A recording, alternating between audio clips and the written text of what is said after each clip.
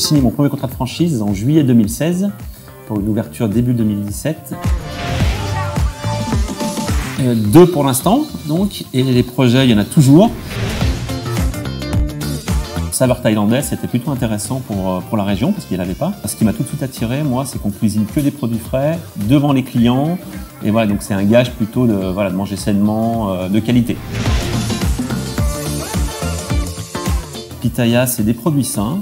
On se fait livrer des marchandises brutes. Quand on parle restauration rapide, déjà on parle souvent malbouffe, on parle d'assemblage, donc c'est-à-dire qu'on ouvre des poches. Il n'y a pas de cuisine, donc pour moi, Pitaya c'est vraiment autre chose. C'est autre chose, c'est de la cuisine, avec de la technique.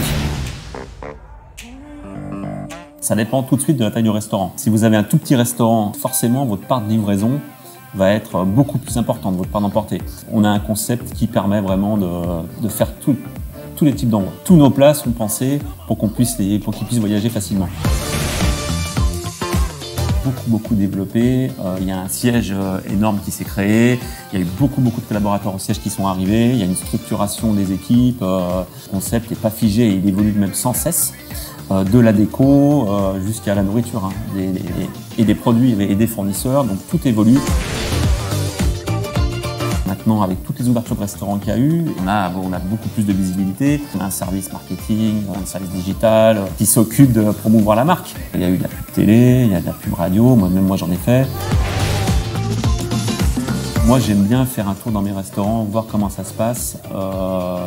Participer, il faut être capable de tenir tous les postes, donc moi je l'ai énormément fait bien sûr, hein, surtout au début. Du service à la cuisine, à la découpe, à la gestion, il faut être multitâche. Hein. S'entourer de gens aussi qui ont des idées, qui sont professionnels, et enfin on s'ennuie pas quand on est franchisé Pitaya, ça je peux le garantir.